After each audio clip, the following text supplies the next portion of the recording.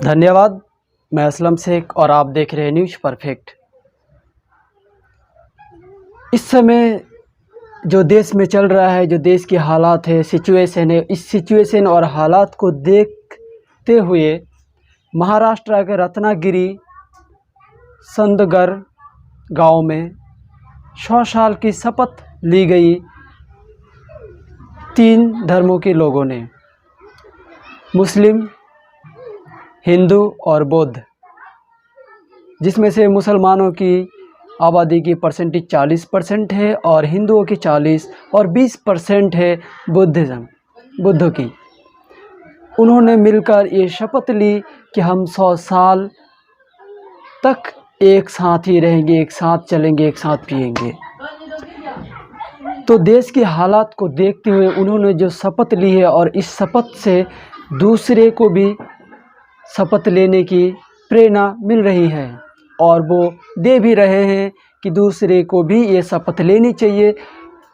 जिस कदर देश का हालात और सिचुएशन चल रहा है, तो ये शपथ जो है वो वाकई ही काबिल तारीफ़ है, क्योंकि तीनों धर्मों के लोगों ने मिलकर ये शपथ उठाई है कि हम 100 साल तक इकट्ठे रहेंगे। उनकी ये शपथ वाकई ही काबिल तारीफ़ है, बहुत ही दिलेरी है। ये शपथ लेने के लिए वाकई ही वो हौसला और बुलंद चाहिए होता है जो उनके अंदर है। उन्होंने ये कर दिखाया और 100 साल की शपथ ली है।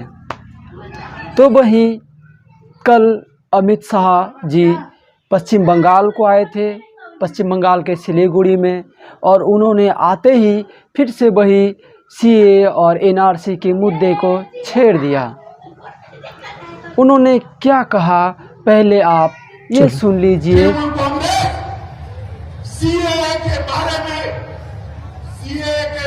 अफवाहें फैला रही है कि सीए जमीन पर लागू नहीं होगा।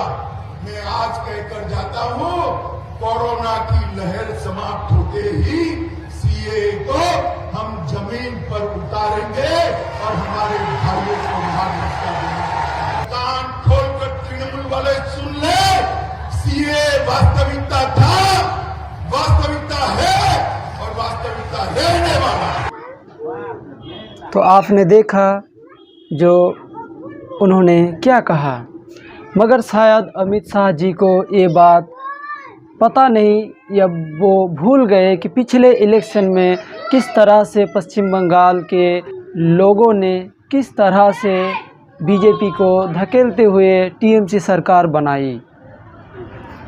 यूं ही नहीं बन गया टीएमसी की सरकार बनाया पश्चिम बंगाल के लोगों ने ही, क्योंकि उन्हें पता था कि बीजेपी आएगा। यही सीए और एनआरसी का इस मुद्दे को छेड़ते हुए पश्चिम बंगाल के लोगों को पता चल गया था कि वो कुछ नहीं करेंगे, सिर्फ भाईचारे को बर्बाद करेंगे।